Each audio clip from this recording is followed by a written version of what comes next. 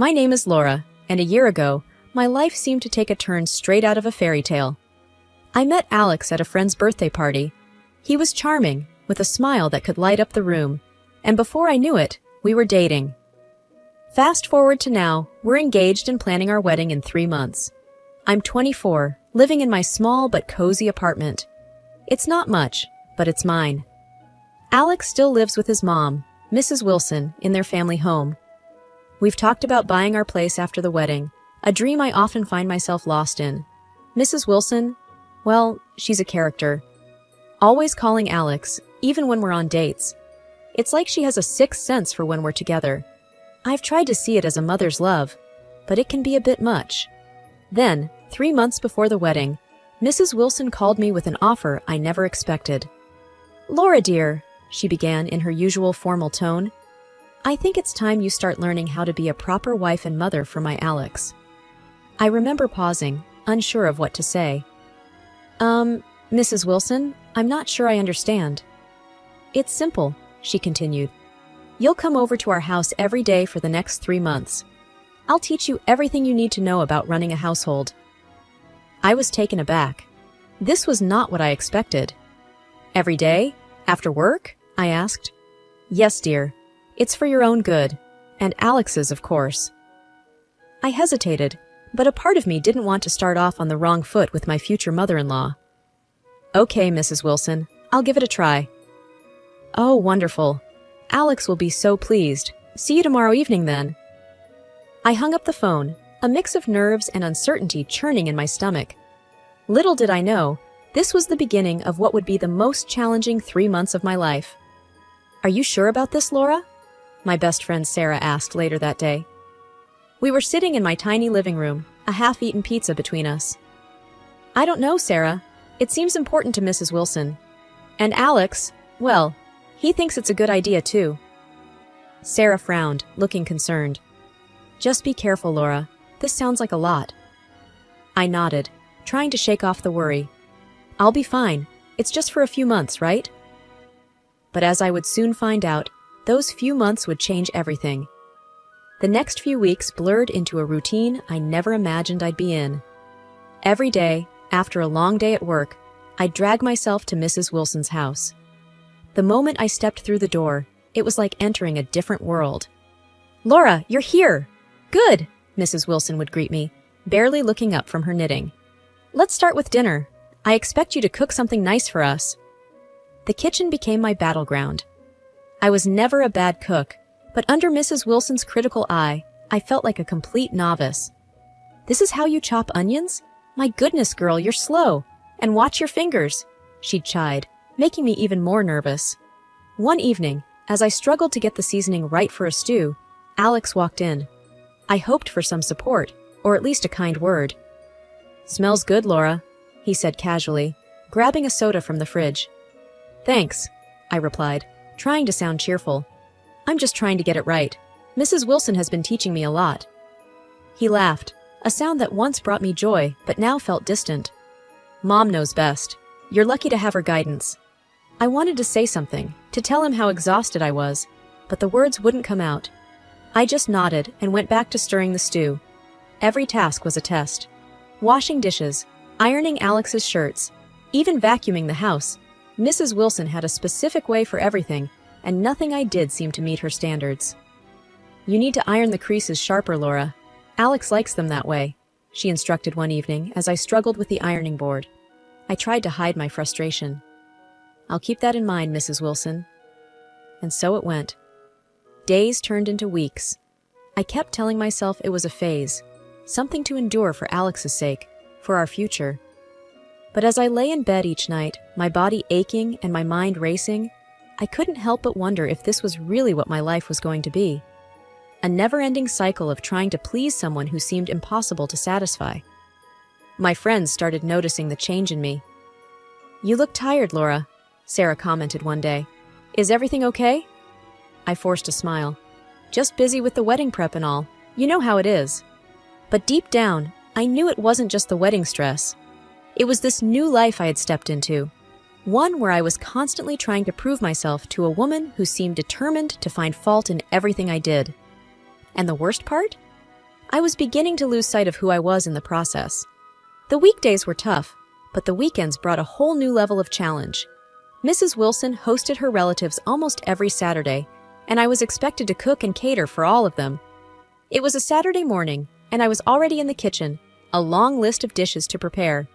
Mrs. Wilson entered, her arms crossed. "Remember, Laura, my family has high standards. You need to impress them," she said, eyeing the ingredients I had laid out. I nodded, feeling the pressure. "I'll do my best, Mrs. Wilson." As the day progressed, the kitchen felt more like a pressure cooker. I was chopping, stirring, and baking, trying to keep up with the endless list of tasks. The clock seemed to tick louder with each passing minute. The guests began to arrive, and the house filled with chatter and laughter. I was in the kitchen, putting the final touches on the dishes, when Alex popped his head in. "Need any help, Laura?" he asked, leaning against the doorway. I wanted to say yes, to tell him I was overwhelmed, but I didn't. "No, I've got it. Thanks, though." He shrugged and left, joining the laughter in the other room. I felt a pang of loneliness, realizing how isolated I had become in this house. Dinner was served, and I stood back as everyone started eating. I watched nervously, hoping they'd like the food. Mrs. Wilson's sister, Aunt Linda, was the first to comment. "This is quite different. Not what we're used to, right, Margaret?" Mrs. Wilson gave me a disapproving look. "Laura is still learning. She's doing her best." The critiques didn't stop. Each dish seemed to bring another round of subtle digs and comments. I felt smaller with each word. After dinner, while everyone was relaxing in the living room, Mrs. Wilson cornered me in the kitchen. "Laura, this was not up to our family standards. You need to work harder. You made me look bad in front of everyone," she hissed. I felt tears well up in my eyes. "I'm sorry, Mrs. Wilson. I really tried." "Trying isn't enough. You need to do better. Much better." I nodded, trying to hold back my tears as I started clearing the dishes. Later, Alex found me in the kitchen, alone, washing dishes. "Hey, don't take it to heart. Mom can be tough," he said, in a tone that was supposed to be comforting. I looked at him, my frustration finally finding words. "Alex, it's not just tough. It's too much. I'm trying so hard, and it's never enough." He seemed taken aback. "It's just how she is. She wants everything to be perfect. Don't worry, you'll get used to it." Get used to it. Those words echoed in my head as I went to bed that night. Was this what my life was going to be? Constantly trying to meet impossible standards and losing myself in the process? The thought scared me more than anything. Just when I thought things couldn't get tougher, they did. Alex's sister, Julia, started dropping her kids off at Mrs. Wilson's house every weekend. Julia had 2 kids, a 4-year-old boy, Max, and a baby girl, Lily. Looking after them became my responsibility.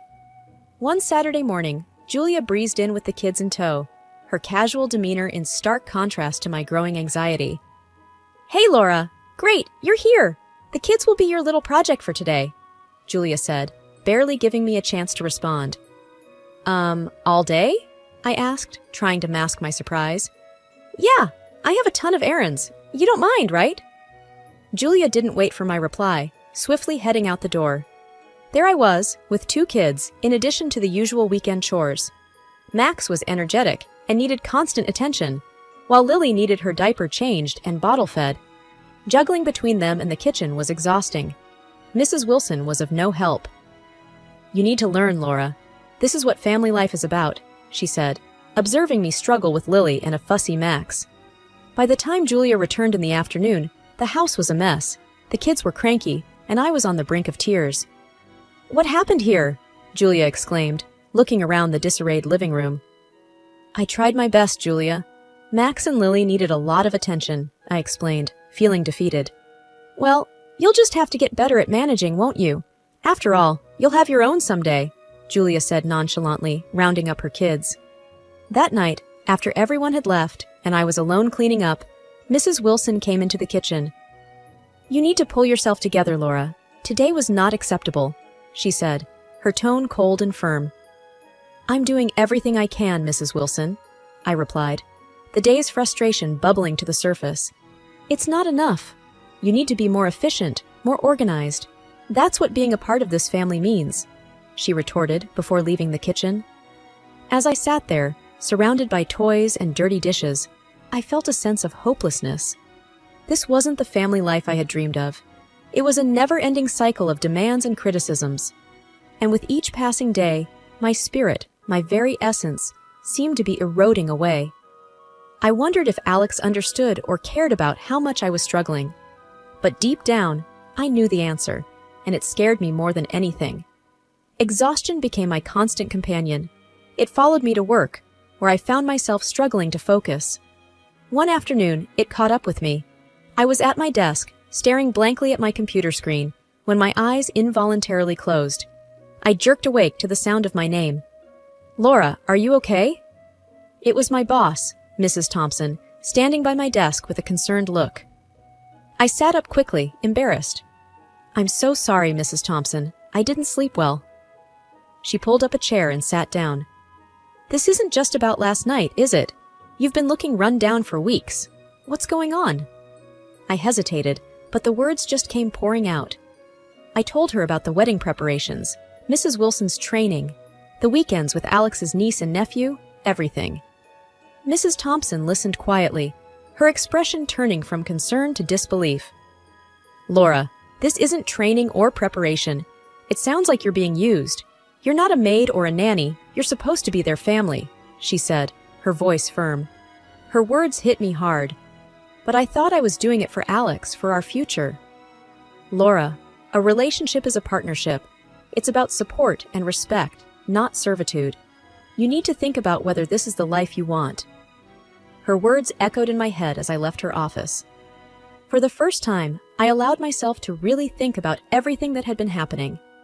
Was this really what I wanted? Was I happy? That evening, as I made my way to Mrs. Wilson's house, I felt a growing sense of dread. The familiar tasks awaited me, but now they felt even more burdensome. During dinner, Mrs. Wilson was her usual critical self. "Laura, this chicken is overcooked. You really must pay more attention." I looked up from my plate, something inside me snapping. "I'm trying my best, Mrs. Wilson. I work all day and then come here and try to do everything you ask." She looked at me, surprised by my outburst. "Well, your best isn't good enough. You need to try harder." I wanted to say more, to tell her how unfair she was being, but I couldn't find the words. I just nodded and went back to my dinner, a storm of emotions brewing inside me. Later that night, I lay in bed, Mrs. Thompson's words replaying in my mind. I realized that I had been so focused on trying to please Mrs. Wilson and Alex that I had lost sight of my own happiness. For the first time, I questioned whether this wedding, this future with Alex, was what I truly wanted. It was a scary thought, but it was the wake-up call I desperately needed. The next day, a heavy feeling sat in my chest as I went about my work. Mrs. Thompson's words had opened a door I couldn't close anymore. I knew I had to face the reality of my situation. That evening, I took an early leave from work, and instead of heading straight to Mrs. Wilson's house, I decided to take a detour. I needed some time to think, to clear my head. But as I drove around, a nagging thought kept pulling me back. I arrived at Mrs. Wilson's house earlier than usual. I didn't call ahead, which was out of the ordinary for me. The house was unusually quiet as I let myself in with the key Alex had given me. I was about to call out when I heard voices from the living room. Curiosity got the better of me, and I tiptoed closer. It was Mrs. Wilson, Alex, and his sister Julia, their voices a mix of laughter and hushed tones. "And she just keeps coming back for more," I heard Julia say, her voice tinged with amusement. "I know, it's hilarious. Laura thinks she's proving herself, but really, she's just a free housekeeper. And after the wedding, she'll be completely under our control," Mrs. Wilson chimed in, a note of triumph in her voice. I felt my heart pound in my chest. This couldn't be happening. "And the best part is, she buys all the groceries with her own money. We haven't spent a dime," Alex added, laughing. I couldn't believe what I was hearing. My Alex, the man I loved, was in on this too. I stepped into the living room, unable to contain my shock and anger. "How could you?" I blurted out. The three of them turned to me, their expressions shifting from amusement to shock. "Laura, how long have you been standing there?" Mrs. Wilson stammered. "Long enough," I said, my voice shaking. I can't believe I fell for all of this. I thought we were a family. Alex stood up, his face a mix of guilt and confusion. Laura, it's not what you think. We were just joking around. A joke? I laughed bitterly. I've been slaving away for months, thinking I was building a life with you, and you were all laughing at me. Mrs. Wilson tried to interject. Laura, dear, you're overreacting. We only wanted the best for you. The best for me? By treating me like a servant? By making fun of me behind my back? I couldn't hold back the tears. Julia was quiet, avoiding my gaze, while Alex seemed at a loss for words. I thought I was joining a family. I thought I was loved, but I was just a convenience to you all, I said, the reality of the situation sinking in. Laura, please, let's talk about this. Alex started, but I held up my hand. No, Alex, there's nothing left to talk about. I can't be a part of this farce. I turned and walked out the door, leaving behind the house, the people, and the life I once thought I wanted. In that moment, I felt a mix of pain and relief. It was over. The truth was out, and I was finally free from the illusion I had been living in. I barely slept that night, my mind replaying the conversation over and over. By morning, my decision was clear. I couldn't marry Alex. I couldn't be part of a family that saw me as nothing more than a tool to be used. I went to Mrs. Wilson's house one last time, needing to end things officially. My heart pounded as I rang the doorbell. Alex opened the door, his eyes red, like he hadn't slept much either. Laura, I'm glad you're here. We need to talk, he said, his voice hopeful. I stepped inside, my resolve firm. We can talk, but my decision won't change. Mrs. Wilson was in the living room, her usual stern look replaced with a softer, almost pleading expression. Laura, please understand, we didn't mean any harm. It's just our way of testing your commitment, she said, trying to justify their actions. Testing my commitment? I repeated, disbelief coloring my tone. By treating me like a servant and laughing at me? Alex stepped forward. Laura, I love you. I didn't want to hurt you. It's just, my mom's way can be a bit extreme. Love isn't about testing and humiliating each other, Alex, I said, feeling a mix of sadness and frustration. I wanted a partner, a family, but what you all did, it's unforgivable. Mrs. Wilson sighed. Laura, think about the wedding, the plans, the money we've spent. I am thinking, Mrs. Wilson, about my dignity, my self-respect. The wedding is off. I can't marry into this family. Alex's face fell, his earlier hopefulness vanishing. But Laura, we can fix this. Please, don't make a decision in anger. It's not anger, Alex, it's realization. Realization that I deserve better, I said, my voice steady despite the turmoil inside. Mrs. Wilson stood up, her demeanor changing. You're making a big mistake, Laura. You won't find someone else who will treat you as well as we would have. I almost laughed at the absurdity of her words. I'd rather be alone than with people who don't respect me. Turning away from them, I walked to the door. Alex followed, his pleas fading with each step I took. Laura, please. I stopped, turning to face him one last time. Goodbye, Alex. I hope one day you understand why I had to do this. Walking away from Alex and his family felt like shedding a heavy burden, but it didn't end there. My phone became a constant reminder of the ties I was trying to cut. Alex and Mrs. Wilson kept calling, each time with a new plea or demand. One evening, as I was unwinding from work, my phone rang. It was Mrs. Wilson. I took a deep breath and answered. Laura, you have to pay us back. We spent a fortune on the wedding arrangements, she demanded, her voice sharp and unyielding. I couldn't help but feel a mix of anger and disbelief. Mrs. Wilson, I'm not responsible for the expenses you chose to make. Consider that money as a lesson learned, or maybe a rehearsal for Alex's next wedding. There was a pause on the other end, followed by a huff. You're being unreasonable, Laura. I think I've been more than reasonable all this time, I replied, my voice steady. Goodbye, Mrs. Wilson. And I hung up, feeling a sense of empowerment. The calls from Alex were harder. He was apologetic, his voice laced with regret. Laura, please, I was wrong. I let Mom and Julia influence me too much. We can still make this work, he pleaded during one of the calls. Alex, it's too late. I can't be with someone who didn't respect me enough to stand up for me, I said, the finality in my voice clear. But I love you, Laura, I really do, he insisted, his voice cracking. I deserve to be loved better, Alex. Take care of yourself. And with that, I ended the call, knowing it was the last time we would speak. The following days were a mix of emotions. There was relief, but also a sense of loss for what could have been. But as I reconnected with friends and dove back into my hobbies and work, I felt a renewed sense of self. One evening, while painting in my living room, I realized something profound. I was stronger than I ever gave myself credit for. I had stood up against manipulation and disrespect, and in doing so, I had found my own voice. I didn't know what the future held, but I was optimistic. For the first time in a long time, I was excited about the possibilities ahead. This was my new beginning, and I was ready to embrace whatever came my way.